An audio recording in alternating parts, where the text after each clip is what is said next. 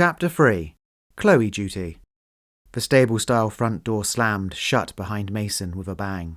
With his school bag in one hand and his burgundy and gold-striped tie in the other, he ran out to the car, opened the passenger door, and climbed in. As he reached over his left shoulder to grab the seatbelt, Pebbles the Gargoyle came into his line of sight. He gave Pebbles a firm salute before clicking his belt in, giving his mum the green light to go. She performed a small wheel spin on the gravel drive, and they were off. The custard yellow Ford Ka zipped around the corners, dodging the abundant potholes dotted along the country lanes, making it near impossible for Mason to tie the perfect Windsor knot around his neck. Mason noticed that they weren't taking the usual detour. "What? We're not on Chloe duty?" he asked. The car screeched to a halt. His mum whipped her neck around and sternly whispered, "That poor girl has had more problems than I've had hot dinners.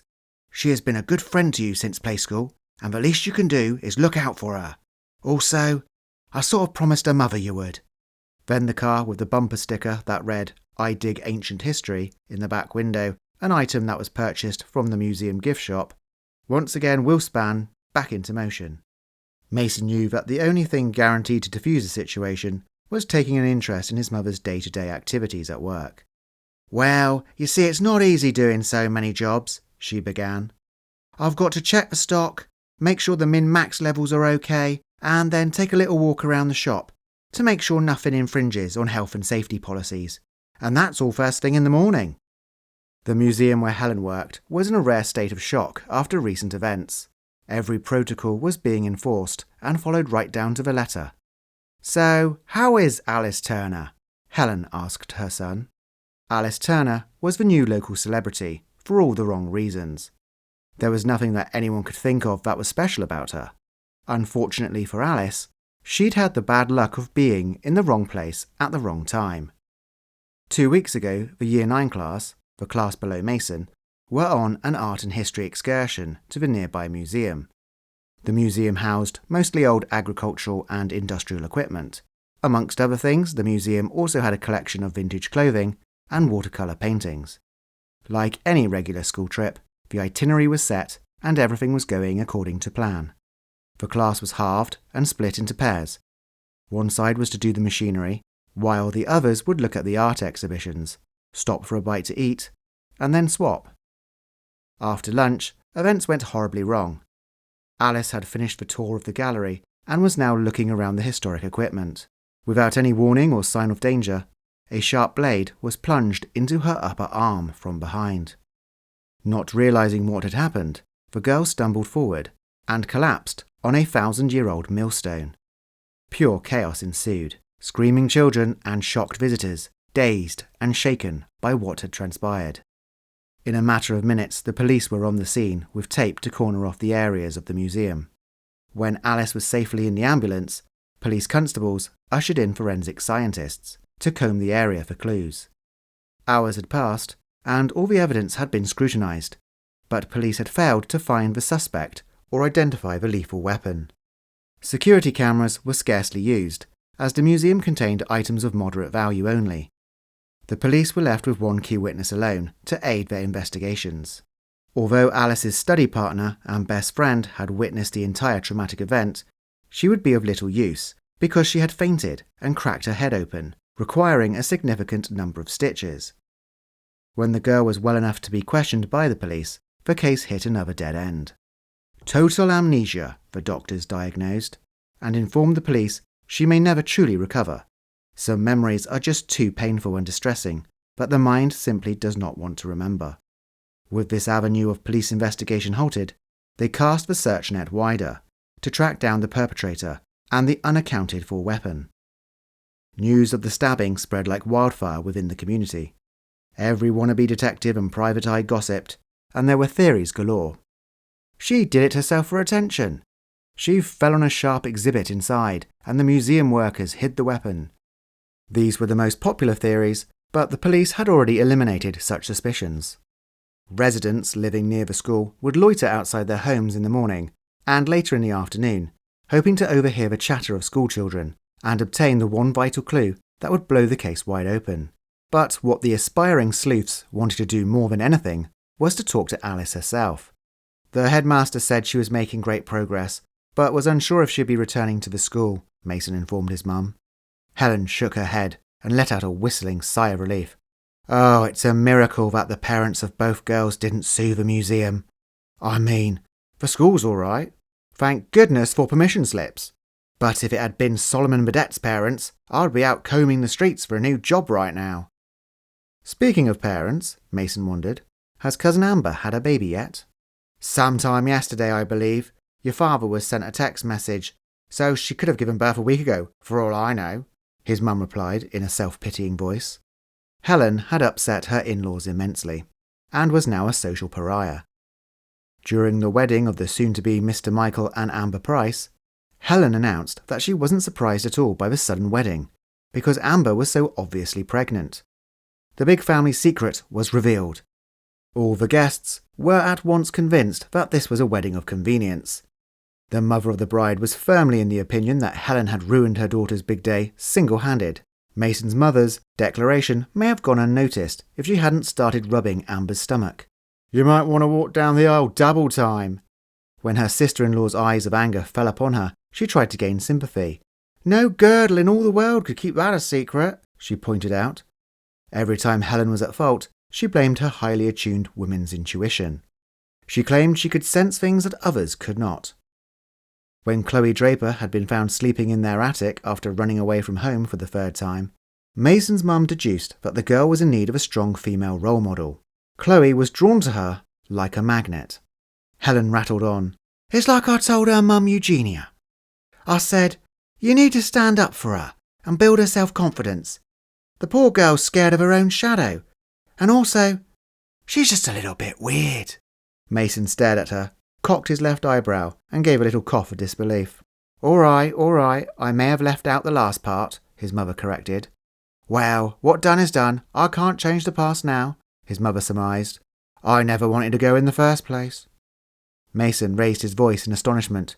What? You were the one who made us go to the wedding in the first place? And have their side of the family saying that we're unsociable and couldn't be bothered to make an effort? Never, Helen exclaimed, now on her high horse. On the whole, the day hadn't been a complete disaster. Helen had walked away with some lovely mementos, including a photo of Mason wearing his kilt. Oh, you look so handsome, she gushed. Your father was so proud, I even saw a little tear in his eye. Mason ignored her and pretended he wasn't listening. Oh, and just because Dad isn't fussed, I am, and I want it gone. Mason looked confused. Don't play the innocent with me. I know you've been keeping a dog in your room at night. Just because I never catch you with it, doesn't mean I can't hear it howling, she lectured. Mason just sat there sheepishly, his face pale. He considered admitting the truth, but said nothing. For the first time in his life, Mason wished he was at school already. They were almost there when Helen remembered it was Monday, which meant that Mason had a PE lesson in the afternoon. Do you need me to write a note to excuse you from your lessons, my sweetheart? At being called sweetheart by his mother, he scowled. No thanks, he replied. It's okay, we've finished swimming and moved on to football. The one thing guaranteed to make Mason sweat and panic was the thought of a swimming lesson. Throughout life, people unwillingly obtain phobias, whether as a result of parental projection or a traumatic event. Some have one phobia, while others have many. Mason suffered from thalassophobia. Hydrophobia is the fear of water. Thalassophobia is the fear of the sea, the ocean, and other large bodies of water. Being caught in a downpour of rain or taking a shower was fine. But when it came to a bath or crossing a bridge over a river, that was reaching into extreme sport territory for Mason. Whilst Chloe's mother severely lacked when it came to protecting her child from bullies, Mason's mother's method was somewhat akin to police protection. Every week, Mason needed a signed note from a parent to explain why he would not be participating in swimming. When a teacher receives a letter stating that the pupil in question has a phobia relating to the certain sport, you would think that would suffice. However, Mason's teacher required confirmation every week. The time he showed up to class without one, he was told to get in the pool or be thrown in. Scared to death after being threatened, he immediately rang his mother at work, and she arrived on the scene almost instantly. You can't actually die of embarrassment, Mason thought, But when you're a teenager and your mum comes down to the school to fight your battles in front of your fellow classmates, bringing a torrent of rage with her, the odds are significantly raised. Mason finally arrived outside school, just far enough away so no one could associate him with the vehicle that shone like a lighthouse in the dark. He got out of the car, and before he could start his descent of the steps, he heard the electric window zoom down on the passenger side. "Remember," his mum called to him self-righteously, "if that Mr. Tyler gives you any more aggravation, he'll have me to deal with." "Yes, Mum. And don't forget to make an effort to be nice to Chloe. You shouldn't have to look after her after today. The headmaster is finally going to do something about that Hunter child." "Okay, Mum," Mason spoke through his teeth, eagerly wanting to put some distance between him and the fluorescent Ford, but still glued to the same spot. "Well, it's a good thing," she added. "That boy's had it in for you since day one, and with a bit of luck, they might expel him. Oh, and Mason!" He raised his palms to the sky. "What, Mum?" he shouted, spinning around, now making direct eye contact. "Have a nice day, sweetheart," his mother sang, smiling. He turned with his back to her, put his right hand up to wave, and heard the car spin away. As he reached the bottom of the steps, he looked up to find he was in the middle of a concrete jungle. The school and all its smaller connecting blocks lay before him like a gargantuan stone arachnid, and the surrounding tennis court cages looked like a web. He walked towards the main entrance, passing walls of chain-link fencing. His earlier thought of his attire being more like a prison uniform was reaffirmed. Mason was almost inside when the inevitable happened, and it began to rain. The rain poured down in a flash flood, and within 20 seconds he was completely soaked. "Great way to start the day," he grumbled, ruffling his hair to shake off any excess drops. An upbeat voice suddenly grabbed his attention. "Hey, Mason, wait up!" A tall kid yelled from the bottom end of the corridor. Mason gazed in the direction of the voice, as Blaine Delfino Montero strode over to meet him. At first glance, everybody thought this tall, brawny boy was 17, possibly 18, but was just in fact about to turn 15. With a thick mop of dark brown hair covering his forehead and intense green eyes, he looked like one of those actor models on American television. With a Hollywood smile and an accent to fit the profile, you would think he could be the product of selective breeding, which would only be further confirmed upon meeting the Montero parents. The Californian duo were the closest thing to fame and fortune in the area. They lived on the outskirts of town, just like the McQueens, but their house was 5 times the size, with a swimming pool, and consisted of 72 acres of land. Mrs. Lola Montero originated from Mexico, was 6 foot tall, and once an Olympic swimming hopeful, but was now a marine biologist. His father, Hector Montero, American-born, with descendants from Portugal, was 6'4" and used to be an American football player. He left the sport financially secure and now designed and tested his own brand of sports equipment. With his parents' genetics, Blaine had a year-round tan, envied by many classmates, including Mason, whose skin could only reach a certain stage of near brown before burning and turning lobster red. Blaine was on most of the sports teams, but the one thing he loved to do more than anything was to swim, which he inherited from his mother. With Blaine's long legs, he caught up to Mason in a couple of strides. He threw his arm around his best friend, with a reach twice as far as any typical 14-year-old. He saw the look on Mason's face. "Well, aren't you a little ray of sunshine? No, wait, that'll be your mum's car," he said sarcastically, grinning like a Cheshire cat. He chuckled to himself, and then at the unimpressed expression his friend was wearing. "Why are you so chipper? Come to think of it, why are you always so irritatingly happy?" Mason responded, with a lack of enthusiasm. "I just smashed my personal best, and beat Hunter's record for best lap time." "Wow!" Mason whistled, mirroring Blaine's big smile, knowing that this was a huge deal to his buddy. Mason gloated. "Looks like the Shark is not the fastest thing in the water anymore." The nickname the Shark was given to Hunter, the most popular kid in school. Hunter was also the biggest bully in school, and Mason's arch nemesis, spanning many years. What bugged Mason most of all was that Hunter had pretentiously given the nickname to himself. "Hunter's not all that bothered. We're training partners, so it's partly down to him for pushing me to my limits," Blaine informed Mason. Mason processed this data. "Yep, that sounds like Hunter all right. It's all thanks to him. Only he can turn someone else's personal victory into his own." "So what's wrong with you this morning? You should get up at 5:30 and come swimming with me. That'll get the blood pumping," Blaine suggested, knowing that in Mason's world there was only one 5 and 6 o'clock, and they both occurred in the early evenings. Mason lowered his shoulders. "I've been doing it again," he admitted to his most loyal friend. "I thought you stopped. Perhaps it was something you ate before going to bed. Maybe it's cheese. That gives you nightmares." Whatever the reason, it didn't change the fact that Mason had developed an embarrassing tendency of howling and making dog-like noises in his sleep.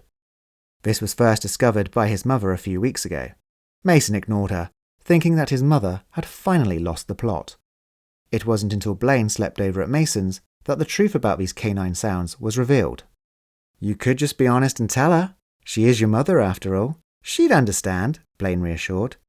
Just thinking about it made Mason's blood run cold. He played it out in his head. His mother would want to put him straight into therapy to knock this habit out of him. But then if word got out that her child was in counselling, then that would be unacceptable. So naturally, she would conduct the sessions herself.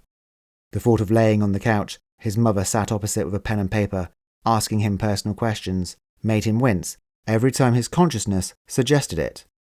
Nearly at their tutor room, the pair entered the main reception entrance, a room that was the same boring beige colour as all the others, but with one large focal point. Just at the point where the prospective parents would first enter Darwin Grammar, stood the school's trophy cabinet. Winning so many awards and medals for sporting achievements meant the school was forced to purchase a separate display for the academic subjects. Blaine and Mason cast their eyes around the rows of shiny, recently polished accolades. "See, it's fine," Blaine said. "Hunter's not worried.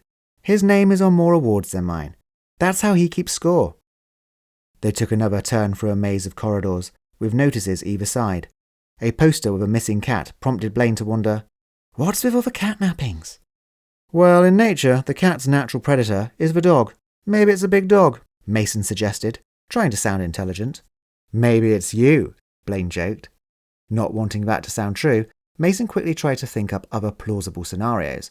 Cats in general weren't notoriously known for attacking rose bushes, so he could cross his mother off the list of suspects. "Maybe all the mice in the area have banded together and created a mob to drive all the cats out," was the only other reason he could come up with off the top of his head. Not convincing anyone, least of all himself, he decided to change the subject back to Hunter. "You know that it was his entire fault. He started the whole feud," Mason pointed out. Tired of the recurring conversation, Blaine just sighed. Enough is enough. Hunter's not a bad guy. He makes fun out of everyone. It's just his personality. And technically, you started the whole feud." "No, I didn't," Mason stomped. But before he could finish saying any more, Blaine spoke over the top of him. "Every time one of you tells me the story, it gets further embellished and twisted. There'll be a shootout or a jousting on horseback next. I may have missed the start of the feud, and my memories of the whole episode are cloudy, but you both admit that you, Mason, drew first blood." Mason began to pout, feeling like he had just been told off. "Anyway, where is the shark today?" Mason gingerly inquired. Blaine raised his overgrown arm and pointed to the door with a plaque that read, "Headmaster's Office." He sensed Mason felt betrayed. "I feel I have to stick up for him. You're my best friend, but after all, Hunter is my twin brother," he rationalized.